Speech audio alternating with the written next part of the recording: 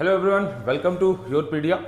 तो बच्चों, जितने भी हमारे students UP PCB EEE ASO की प्रिपरेशन कर रहे हैं, तो आज की क्लास में मैं आप लोगों के लिए नॉइस पोल्यूशन के कुछ क्वेश्चंस लेके आया हूं, जिनको आप यहां पे एज अ प्रैक्टिस के लिए आप यूज कर सकते हो। मैं आपको कुछ क्वेश्चंस यहां पे करवाऊंगा।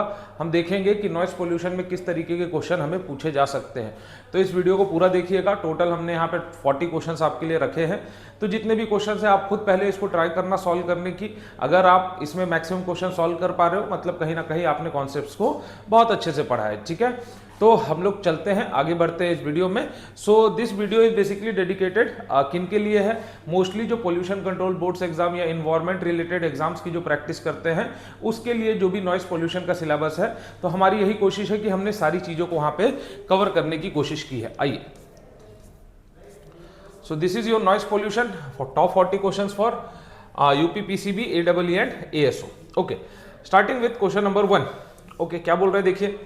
According to Environmental Protection Rules 1986, what is the permissible noise level L equivalent in decibel Audible for residential area during day time? तो आपसे उसने पूछा है कि जो इन्वायरमेंटल प्रोटेक्शन रूल्स है 2000, उसके हिसाब से रेसिडेंशियल एरिया के लिए डे टाइम में एल इक्विवेलेंट की वैल्यू बताइए। तो आपसे उन्होंने सिंपल, जो आपके पास कोड में एक टेबल होता है, आपके पास इंडस्ट्रियल, कमर्शियल, रेसिडेंशियल और साइलेंस जोन, जिसके लिए अलग अलग वैल्यूज है, जैसे 75, 70, 65, 55, 55, 45, तो अलग अलग 45, 40 अलग अलग आपके पास वैल्यूज होती है।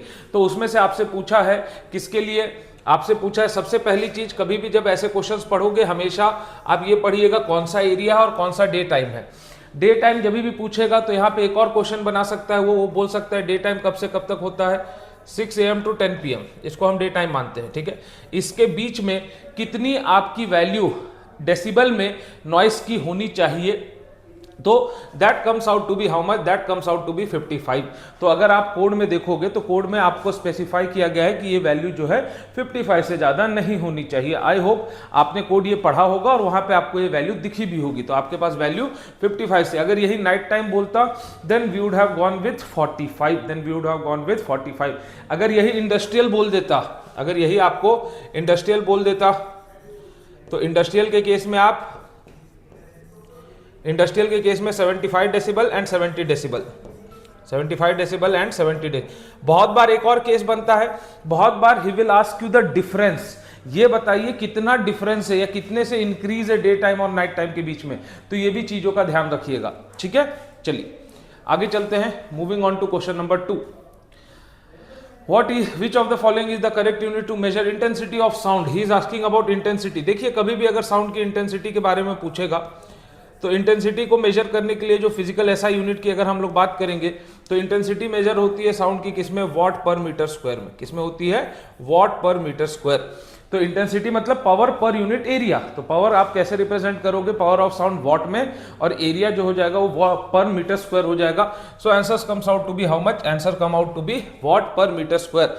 तो अगर आपसे कभी भी वो इंटेंसिटी ऑफ साउंड के बारे में पूछता है तो ध्यान रखिएगा आपका आंसर क्या हो जाएगा? वॉट पर मीटर स्क्वायर हो जाएगा। ठीक है, क्वेश्चन इजी था। आगे चलते हैं। Moving on to question number 3। क्या बोल रहा है देखिए, ये बोला है silence zone under noise pollution rules 2000 extend up to dash metres around the hospital, educational institution and courts. तो बोल रहा है साइलेंस जोन जो है नॉइस पोल्यूशन एक्ट के अंदर जो है कितने मीटर तक एक्सटेंड होता है? तो that comes out to be obviously how much? कितना? 100 मीटर्स। तो 100 मीटर्स अराउंड आपका हॉस्पिटल हो गया, एजुकेशनल इंस्टीट्यूशन और कोर्ट्स, उसके 100 मीटर के आसपास क्या होता है? आपका साइलेंस जोन होता है। तो आपने बहुत जगह बैनर्स भी लगे दिखे होंगे, बोर्ड्स लगे दिखे होंगे कि ये साइलेंस जोन है। तो कितने में होता है? आपका 100 मीटर्स में होता है। Okay, moving on to question number 4। देखिए क्या बोल रहा है, which frequency range is considered the audible range for human? Humans के लिए ऑडिबल रेंज इनमें से कौन सा कंसिडर किया गया है? ह्यूमंस के लिए ऑडिबल रेंज। तो अगर कभी भी आपसे इस चीज के बारे में पूछे तो ध्यान रखिएगा, ह्यूमंस के लिए जो ऑडिबल रेंज है वो 20 हर्ट्ज टू आपके पास कितना हो जाता है? 20,000 hertz. That comes out to be 20,000 hertz. तो ये जो है ये आपका ह्यूमंस के लिए ऑडिबल रेंज है। तो which frequency range is considered audible for humans? 20 to 20,000 hertz. ठीक है ना, तो कितना आ जाए? 20 to 20,000 हर्ट्ज। चलिए आगे चलते हैं नेक्स्ट क्वेश्चन पे। इन क्वेश्चंस का ये फायदा है कि आपकी अच्छी प्रैक्टिस हो जाएगी कि कैसे क्वेश्चंस आपको आईआईटी कानपुर पूछ सकता है आपके पेपर्स के लिए, तो ये बहुत खास बात है। ऐसे ही क्वेश्चन जनरली आपको एग्जाम में मिलेंगे, ठीक है।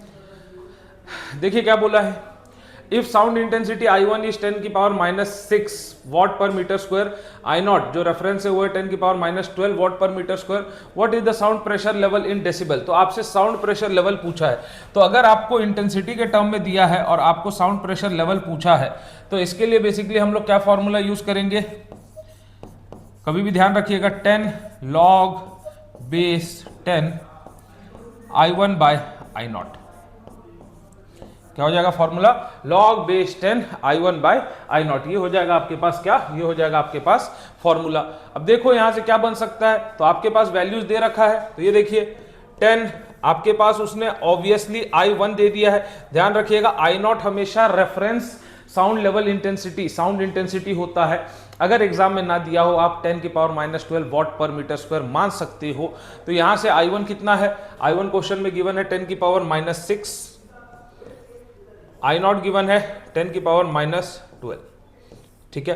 तो यहां से अगर हम फर्दर इसको सॉल्व करें तो देखो क्या आएगा, 10 log बेस 10, ठीक है। ये इसको ऊपर ले जाओगे कितना हो जाएगा, 10 की पावर -6 माइनस ऑफ -12, तो ये आ जाएगा 10 की पावर 6 log बेस 10 10 की पावर 6। तो यहां से ये क्या बना, ये बन जाएगा आपका 6, तो 10 into 6 that comes out to be how much, 60 decibel. Answer क्या आ जाएगा, answer comes out to be 60 decibel, ठीक है। तो आंसर कितना बन जाएगा मेरा, आंसर बन जाएगा मेरा 60 डेसिबल, ठीक है।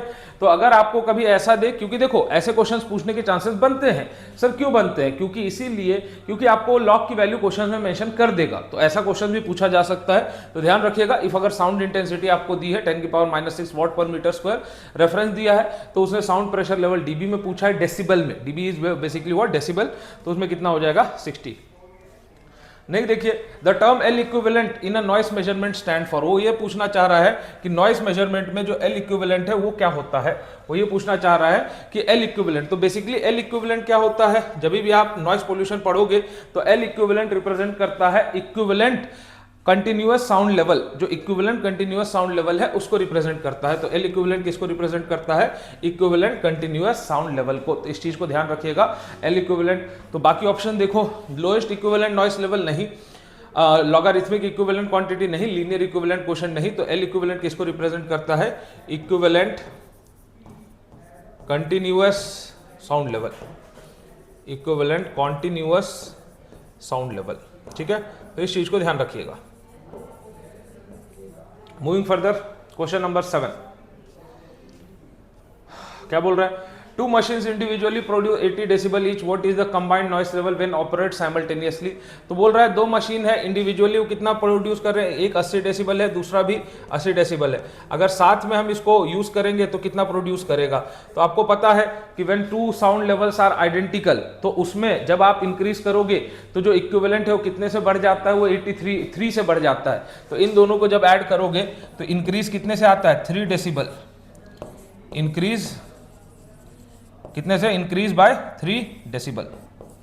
तो इंक्रीज अगर 3 डेसिबल से तो 80 है, 80 + 3, तो आप यहाँ पे देखोगे तो 80 डेसिबल प्लस 80 डेसिबल, ये बेसिकली कितना हो जाएगा नॉइस के केस में, तो 83 डेसिबल। अगर साथ में ऑपरेट करेंगे तो कितने का आएगा साउंड प्रेशर लेवल, 83 डेसिबल। तो यही पूछा है। देखो टू मशीन्स इंडिविजुअली वो 80 डेसिबल प्रोड्यूस कर रहे हैं, what is the combined noise level. तो ये दोनों को जब कंबाइन करोगे, combining noise level increase by 3 decibel,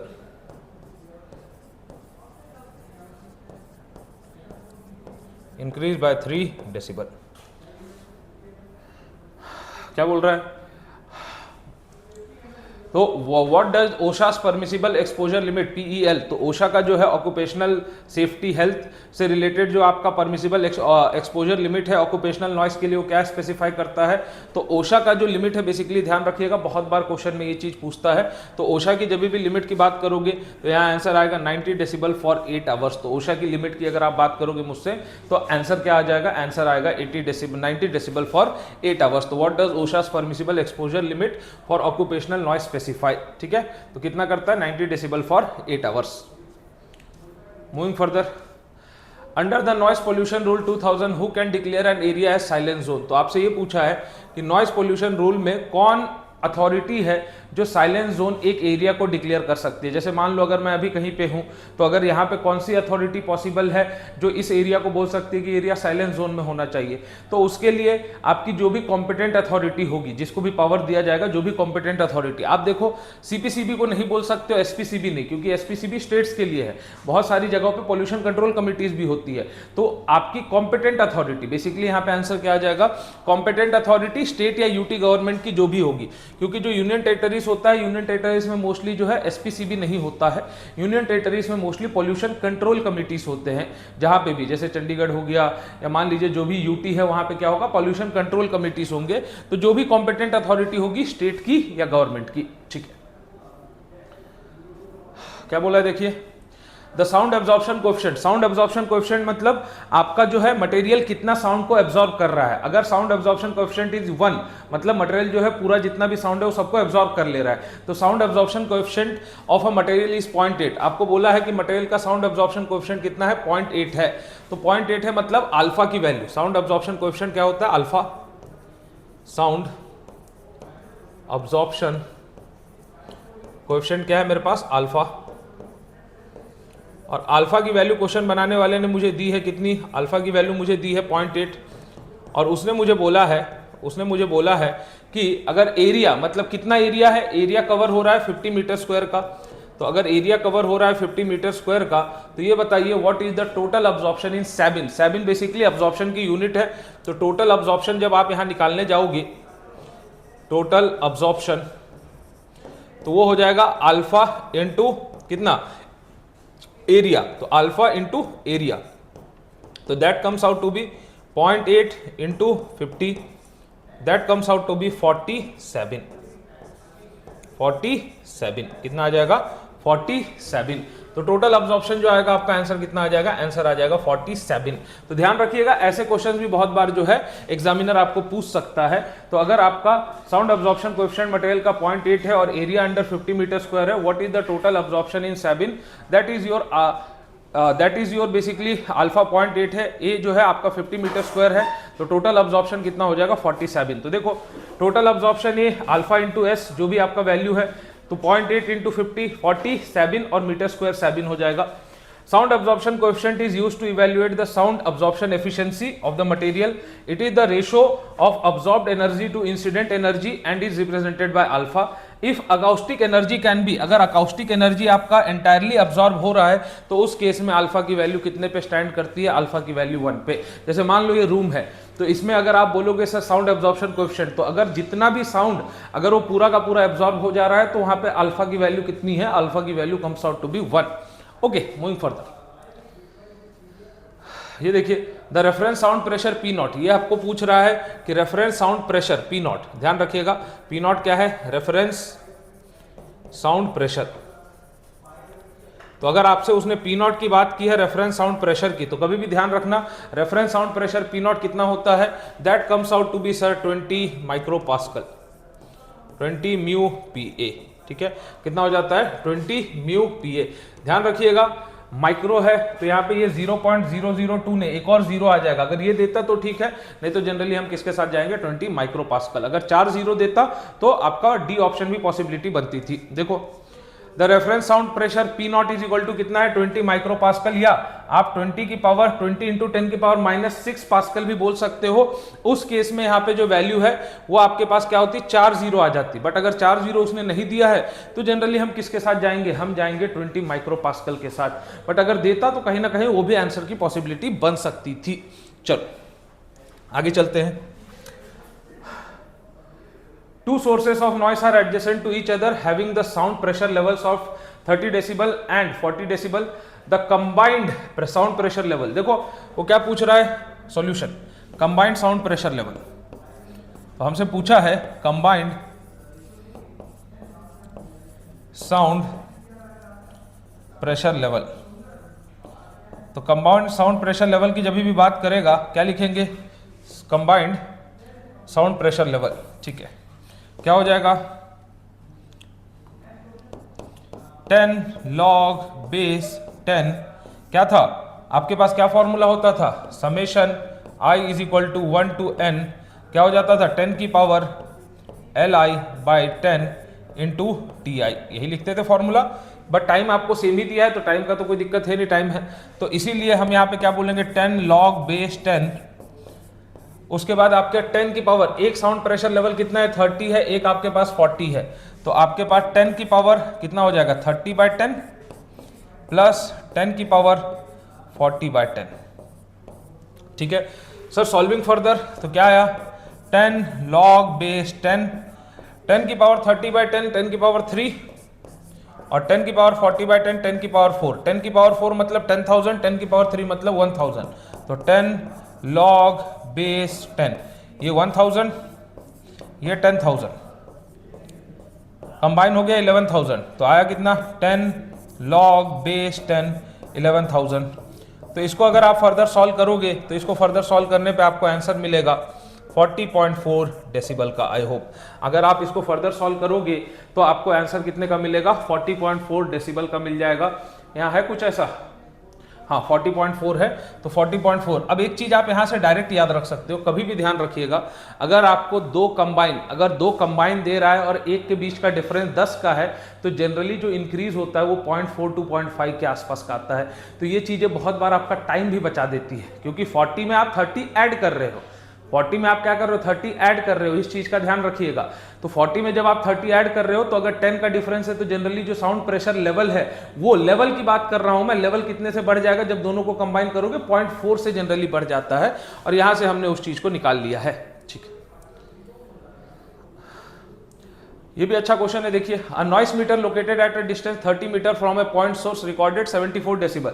तो एक नॉइस मीटर है जो लोकेटेड है कहां पे, डिस्टेंस 30 मीटर पे फ्रॉम ए पॉइंट सोर्स। तो कोई एक पॉइंट सोर्स है, पॉइंट सोर्स से आपके पास नॉइस आ रही है, ठीक है, तो 30 मीटर पे आपके पास एक नॉइस मीटर है, एक पॉइंट सोर्स जहां से नॉइस आ रही है, तो यहां पे एक नॉइस मीटर है। नॉइस मीटर ने कितना रिकॉर्ड किया, नॉइस मीटर ने रिकॉर्ड किया 74 डेसिबल का। नॉइस मीटर ने कितना रिकॉर्ड किया 74 डेसिबल का। ठीक है, बोल रहा है the reading at a distance of 60 metre of the point source. तो अगर वो बोल रहा है कि अगर यही 60 मीटर पे है, मान लो कि एक और अगर यही 60 मीटर पे हो जाता तो यहां पे कितना होता x। ठीक है, अगर यही 60 मीटर पे होता तो कितना होता, 60 मीटर पे आपकी x की वैल्यू कितनी होगी। तो बेसिकली आपसे किसके बारे में पूछा है, आपसे लेवल के बारे में उसने पूछा है कि साउंड प्रेशर लेवल 60 मीटर पे कितना होगा। तो यहाँ पे आपको मान लो अगर मैं इसको L1 बोल दूं और इसको मैं L2 बोल दूं, ठीक है, तो आपसे L2 की वैल्यू पूछा है उसने डेसिबल में। तो देखते हैं क्या क्या बन सकता है। तो अगर ऐसे क्वेश्चंस को करने के लिए हमारे पास क्या फॉर्मूला होता है, ठीक है, ये मेरे पास क्या था, एक पॉइंट सोर्स। तो अगर इसको सॉल्व करना है तो मैं फॉर्मूला बोल सकता हूं, फॉर्मूला क्या हो जाएगा, L2 is equal to L1 minus, आपको याद होगा formula 20 log base 10 R2 by R1, R2 by R1। R2 किसके लिए था, जो डिस्टेंस जहां पे मान लो पूछा है 60, R1 क्या है, जिस डिस्टेंस पे मुझे L1 पता है, ठीक है, तो यहां से क्या बनेगा L2 is equal to L1, L1 कितना है 74 माइनस 20 log बेस 10, तो log बेस 10 R2, R2 कितना दिया है 60 डिवाइडेड बाय 30, तो ये कितना आ जाएगा फर्दर सॉल्विंग, ये आ गया आपके पास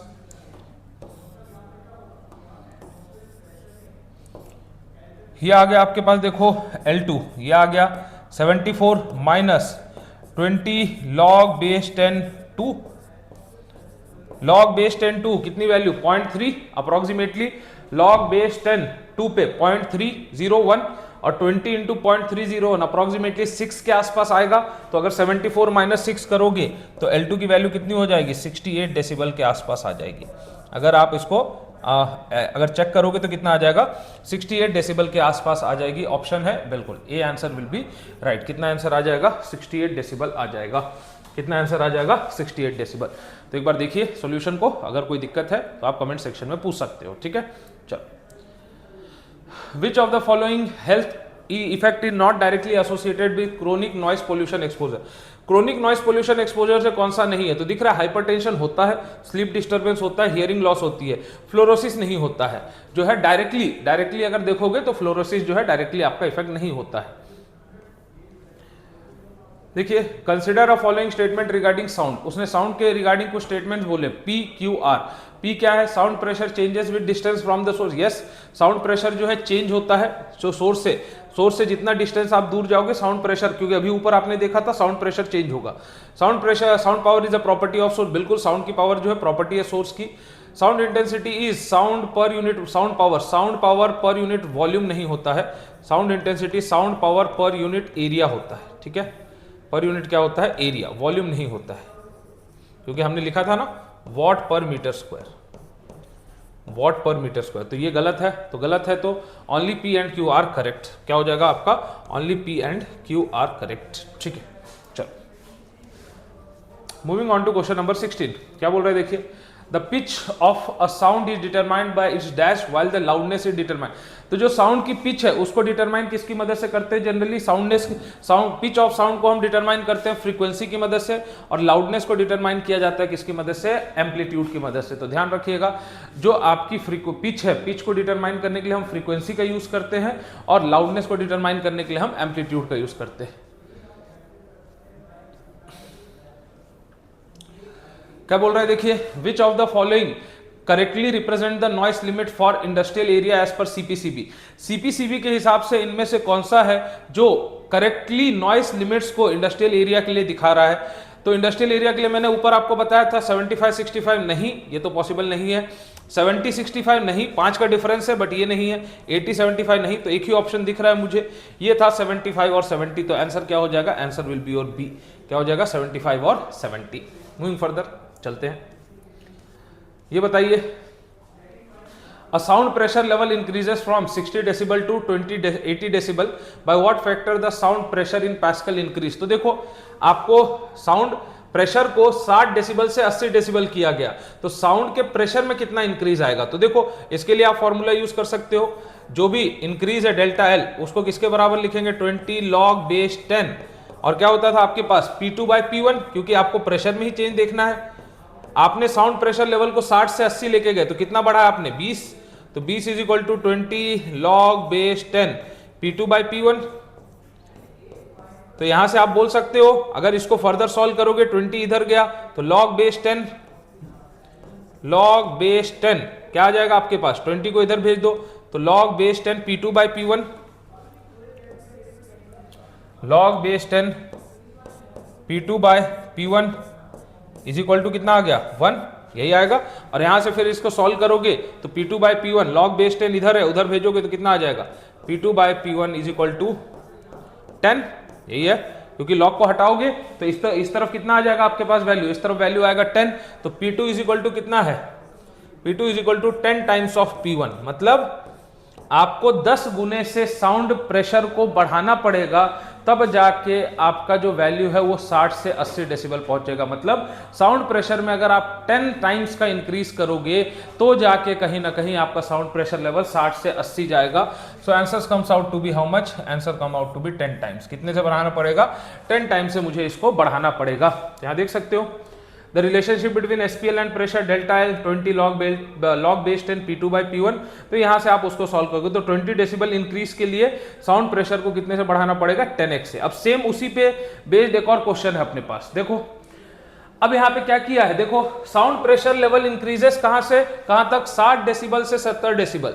साउंड प्रेशर लेवल को 60 डेसिबल से 70 डेसिबल। आप इसमें ये भी कर सकते हो, अलग अलग इक्वेशन लिख लो। कैसे? 60 decibel is equal to 10 log base 10 I1/I0। Second equation 70, और दोनों को माइनस करके फिर निकाल सकते हो, वो भी एक पॉसिबिलिटी है, बट उतना क्यों करना? तो साउंड प्रेशर लेवल को इंक्रीज किया गया 60 डेसिबल को 70 decibel. By what factor has the sound intensity increase? Now अब साउंड इंटेंसिटी पूछ रहा है, तो साउंड इंटेंसिटी के लिए क्या है? अब देखो कितना इंक्रीज है? 10 डेसिबल इज इक्वल टू क्या लिखेंगे? 10 log बेस 10 I2/I1। क्योंकि अब ध्यान रखना, अब इंटेंसिटी के टर्म्स में बात कर रहा है, प्रेशर के टर्म्स में नहीं।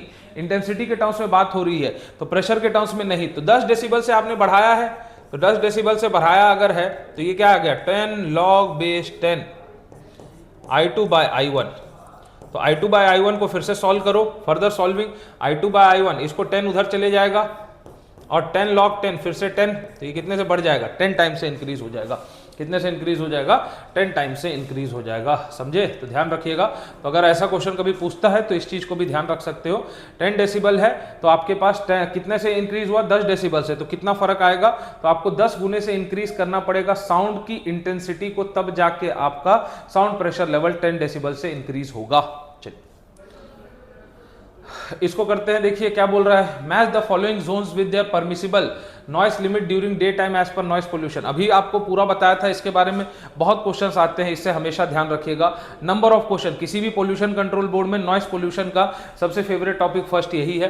तो इंडस्ट्रियल एरिया मुझे दिख रहा है 75, कमर्शियल एरिया कितना है 65, रेसिडेंशियल है 55 और साइलेंस जोन है 50। तो A4B3 C2 A4B3 C2 D का 1 हो जाएगा। तो answer comes out to be A, answer comes out to be A, answer क्या हो जाएगा आपका A हो जाएगा। आई होप ये भी सही है। चलिए क्वेश्चन नंबर 21 की बात करते हैं। देखिए तो क्या बोल रहा है, the cumulative noise power distribution curve at a certain location is given below, the value of L40 is equal to. तो इस कर्व से आपको L40 की वैल्यू निकालने बोल रहा है, बेसिकली Ln। तो आपके पास यहाँ पे आपको वैल्यू निकालना है, तो जैसे L1, L10, L20, L30, L50, मतलब ये बेसिकली आपको बताता है कितने समय के लिए नॉइस लेवल एक्सीड हुआ है। तो अगर L40 की वैल्यू पूछ रहा है, मेरे पास पता है कि कर्व लीनियर है, मतलब कहीं ना कहीं यहाँ पे मुझे वो वैल्यू पूछ रहा है किसकी, 40 के लिए। मुझे ये बताओ ये वैल्यू कितनी आएगी, तो ये है आपके पास कहीं ना कहीं 40। तो इसके करस्पॉन्डिंग ये इस x की वैल्यू पूछ रहा है डेसिबल में। तो देखो इंटरपोलेट कर सकते हैं, लीनियर इंटरपोलेशन पॉसिबल है। तो देखो पहले एक्स y एक्सिस लिखो 100 - 0, उसके करस्पॉन्डिंग यहाँ पे कितना लिखा हमने 100 - 50, ठीक है 100 - 0, उसके करस्पॉन्डिंग 100 - 50। नेक्स्ट देखो, नेक्स्ट किसके बीच में आप इंटरपोलेट करोगे, नेक्स्ट देखो ये तो स्लोप आ गया 100 और 50। नेक्स्ट इंटरपोलेशन देखो क्या हो जाएगा, 40 - 0 कर सकते हैं, और 0 के करस्पॉन्डिंग 100 है, 40 के करस्पॉन्डिंग x है, ठीक है। सॉल्व करो, ये आ गया 2, ये आया 40 बाय 100 माइनस x के लिए सॉल्व करोगे तो x comes out to be 80 decibel. x के लिए सॉल्व करोगे तो x कितना आ जाएगा, x आ जाएगा आपका 80 डेसिबल, क्योंकि ये देखो ये आ जाएगा 200, 2x 200 - 40 160, x से डिवाइड कर दोगे तो कितना आ जाएगा 80 डेसिबल। तो आंसर कितना हो जाएगा, answer comes out to be 80 decibel, answer कितना आ जाएगा आपका 80 डेसिबल। ओके मूविंग फर्दर, चलो। Which BIS code deals with noise abatement in town planning recommendation? ध्यान रखिएगा, ये भी क्वेश्चन बहुत पूछता है। टाउन प्लानिंग रिकमेंडेशन के लिए कौन सा IS कोड है नॉइस अबेटमेंट का, तो दैट इज योर IS 4954। तो IS 4954 जब भी पढ़ोगे तो उसमें बेसिकली टाउन प्लानिंग अबेटमेंट के लिए जो भी नॉइस पोल्यूशन के कोड्स हैं वो सारी चीजें आपको उसमें गिवन है। चलिए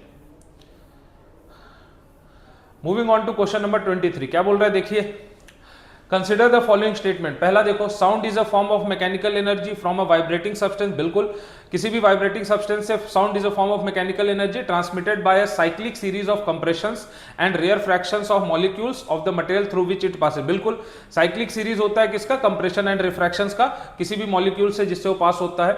इन a pure tone the wave pattern of alternating positive and negative दिखे। प्योर टोन में अगर आप देखोगे तो वेव पैटर्न आपको दिखेगा अल्टरनेटिंग पॉजिटिव एंड नेगेटिव का। बिल्कुल, in a pure tone the wave pattern of alternating positive and negative sound pressure is of ideal sinusoidal form, because क्योंकि ये साइनोसाइडल फॉर्म में भी आपको दिख रहा है।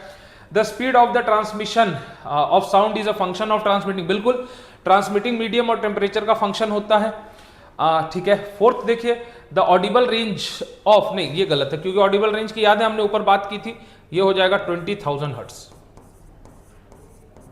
20,000 हर्ट्ज, 25 नहीं। तो कहीं ना कहीं ये ऑप्शन गलत मुझे दिख रहा है, ये गलत है, मतलब ये सही है, ये आपका सही है और फर्स्ट वाला भी सही है। तो अगर ये तीनों सही है तो ऑप्शन चेक करो, 1 2 3 एंड 4, 1 2 एंड 4 नहीं, 1 2 एंड 3 ओनली। क्या हो जाएगा आंसर, 1 2 एंड 3 ओनली। चलो 24 देखिए, ANC is most effective for, ध्यान रखिएगा ANC stands for active noise cancellation. ANC क्या होता है, active noise cancellation. Active noise cancellation सबसे ज्यादा किसके लिए यूजफुल है, तो एक्टिव नॉइस कैंसलेशन जो है लॉन्गर वेवलेंथ के लिए ज्यादा इफेक्टिव होता है। क्या होता है, लॉन्गर वेवलेंथ का जब साउंड होता है ना उसके लिए ज्यादा इफेक्टिव। ANC कैसे काम करता है, ANC क्या करता है, देखो जितना फ्रीक्वेंसी का साउंड आ रहा है ना, उतने का ही ये अपोजिट वेव प्रोड्यूस करता है, जिससे एक दूसरे को ये कैंसल आउट कर सके।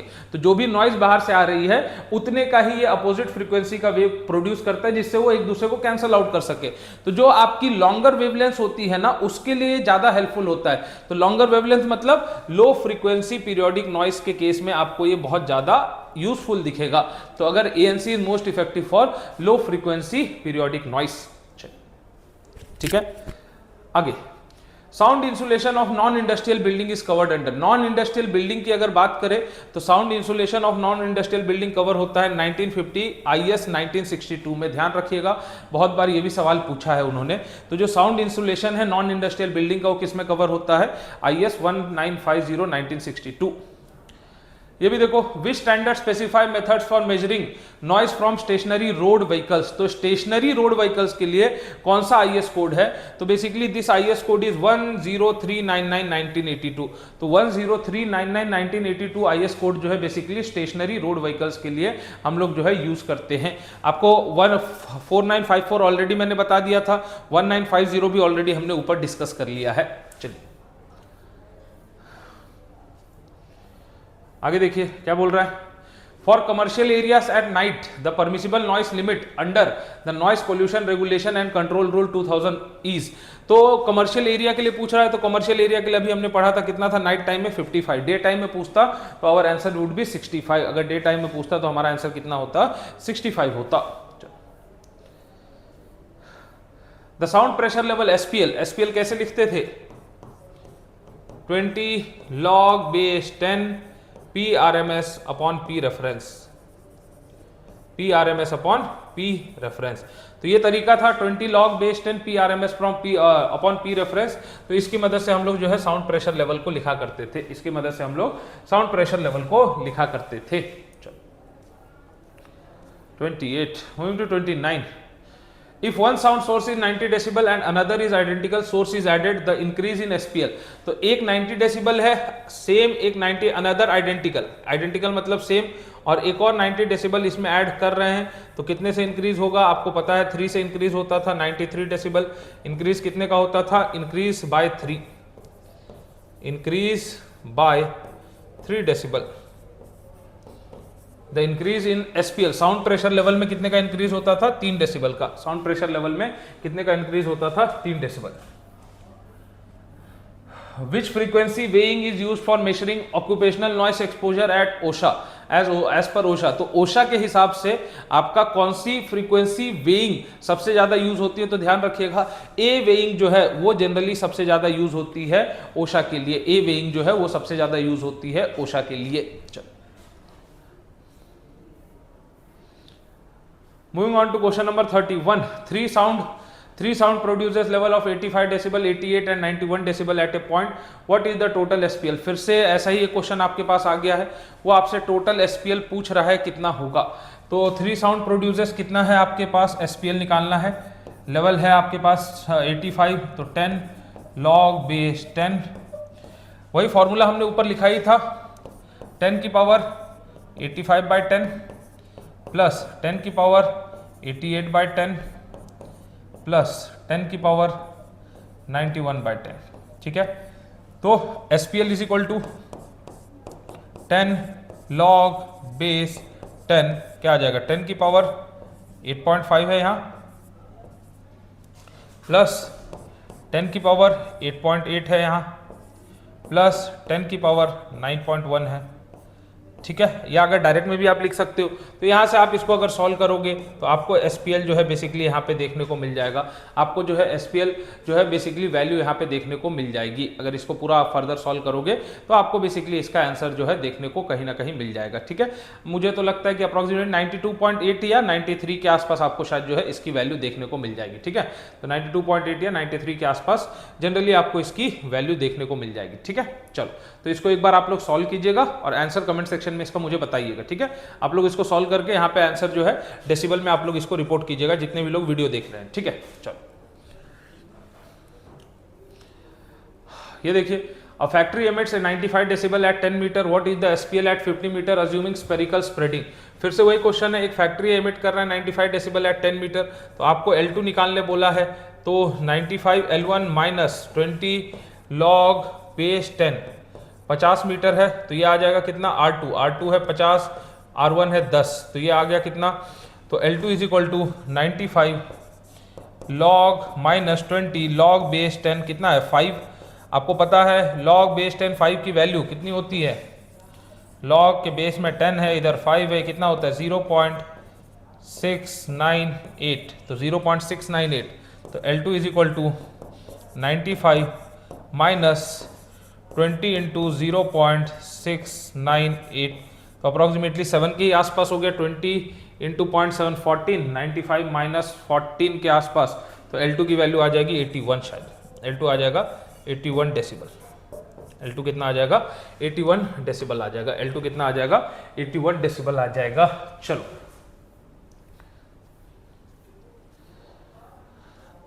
Which frequency weighing is most appropriate for measuring community response to aircraft noise? Community response to aircraft noise के लिए जो है सबसे अच्छा जो है वो हम लोग जनरली डी वेइंग यूज करते थे, ठीक है। तो डी वेइंग जो है सबसे ज्यादा यूज होता है किसके लिए, विच फ्रीक्वेंसी वेइंग सबसे ज्यादा यूज होता है, तो basically is your D weighting. चलो the unit of sound energy density, ध्यान रखिएगा साउंड एनर्जी डेंसिटी पूछा है, इंटेंसिटी मत कर दीजिएगा, साउंड एनर्जी डेंसिटी,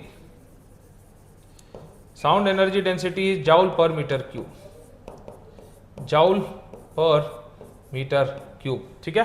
तो साउंड एनर्जी डेंसिटी क्या है आपके पास, जाउल पर मीटर क्यूब।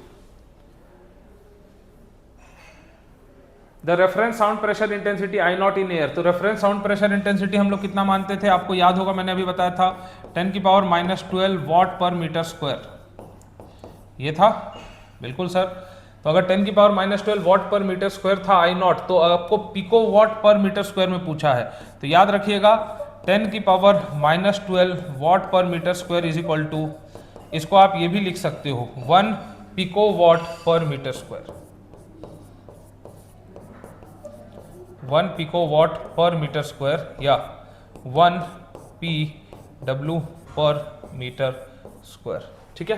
तो कितना हो जाएगा 1 pico watt per metre square, तो ध्यान रखिएगा कितना हो जाएगा 1 pico watt per metre square.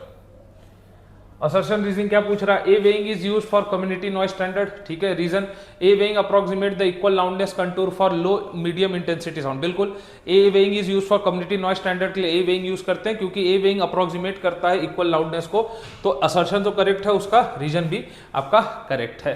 चलो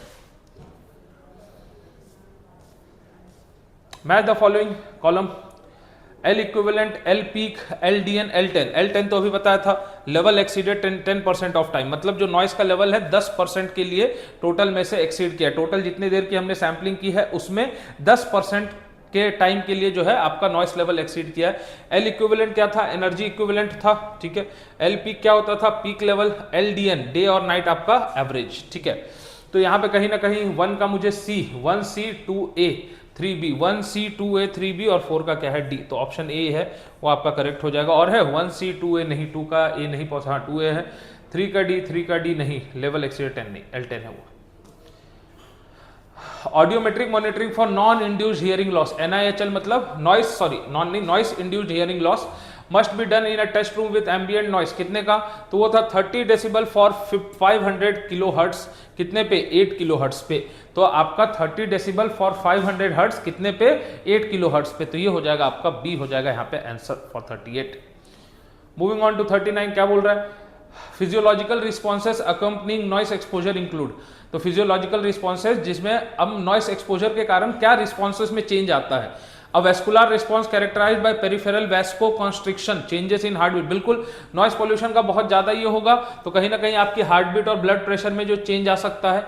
various glandular changes as increased output of adrenaline in evidence by chemical changes in, बिल्कुल वेरियस ग्लैंडुलर चेंजेस पॉसिबल है। स्लो एंड डीप ब्रीदिंग नहीं, रैपिड आपकी ब्रीदिंग जो है बढ़ जाती है, स्लो एंड डीप ब्रीदिंग नहीं, रैपिड ब्रीदिंग हो जाती है। तो आप अगर देखोगे तो answers comes out to be 1 and 2, answer comes out to be 1 and 2। ये देखिए, noise level at a traffic site are recorded for 1 hour at a sampling interval of 1 second. Percentile indices कितने के लिए सैम्पलिंग की है, किसी भी site पे 1 सेकेंड के लिए। परसेंटाइल के जो इंडाइसेस हमने लिखे है L1 1% exceed, L10 10%, L50 mean L90 मतलब 90% इससे ज्यादा रहा, एक्सीड किया है। Are computed from the data, the indices are then arranged in increasing order, मतलब वो नॉइस के लेवल को इंक्रीजिंग ऑर्डर में अरेंज कर रहा है और आपको बताना है कि इंडाइसेस के हिसाब से इंक्रीजिंग ऑर्डर में जब अरेंज करेंगे तो मिनिमम कौन होगा और मैक्सिमम कौन होगा। तो आपको मिनिमम और मैक्सिमम पूछ रहा है कि किसको आप कैसे रखोगे, मिनिमम टू मैक्सिमम जाना है आपको। ध्यान रखिएगा नॉइस प्रेशर लेवल पूछ रहा है। अब यहाँ पे बहुत बच्चे गलती करेंगे, वो L1 को पहले रख देंगे, L90 वैल्यू बड़ी है, ऐसा नहीं है, वो नॉइस प्रेशर लेवल। अब एक चीज समझना, L90 है मतलब ये नॉइस का वो प्रेशर लेवल है जब नॉइस की लेवल हमेशा 90% एक्सीड की है। मतलब एक बात बताओ, इस रूम में एक ऐसा नॉइस प्रेशर लेवल है जो 90% ऑफ टाइम एक्सीड हो रहा है, तो वो कम होगा ना। जैसे मान लो मेरे पास 4 नॉइस प्रेशर लेवल है, 5 डेसिबल, 10 डेसिबल, 15 और 20 डेसिबल। 20 डेसिबल है जो सिर्फ एक ही बार एक्सीड हुआ है, जब मान लो मैंने चिल्ला दिया, बट 5 डेसिबल, 8 डेसिबल, 10 डेसिबल ये 20 बार, 15 बार, 90 बार इस तरीके से एक्सीड हुए, तो जो सबसे ज्यादा बार एक्सीड हुआ है वो नॉइस लेवल क्या होगा, कम। तो सबसे ज्यादा बार एक्सीड हुआ है मतलब वो कौन सा है, L90, तो 90 बेसिकली। उसके बाद क्या आ जाएगा L50, तो ये 50% टाइम एक्सीड हुआ है। फिर उसके बाद क्या आ जाएगा L10 और उसके बाद क्या आ जाएगा L1, ठीक है। तो L90, L50, L10 and L1 ये आपका करेक्ट आंसर हो जाएगा। जब वो मिनिमम टू उसने मैक्सिमम अगर पूछा है तो इस तरीके से आप उसको लिख सकते हो। तो यहाँ पे हमारे पास टोटल ओवरऑल 40 क्वेश्चन थे नॉइस पोल्यूशन के, जिसमें हमने आपको बहुत सारे ऐसे क्वेश्चंस दिए जो एग्जाम में आने के बहुत चांसेस है। तो इस वीडियो को आप लोग पूरा देखिएगा। कोई भी अगर डाउट होगी, एक क्वेश्चन का आंसर आपको कमेंट सेक्शन में बताना है सॉल्व करके, तो उसको भी आप कमेंट सेक्शन में बताएगा। वीडियो को लाइक कीजिएगा। और भी अगर कुछ आपके डाउट्स होंगे UP PCB, AEE, ASO related, तो आप वहां पे कमेंट सेक्शन में पूछ सकते हो।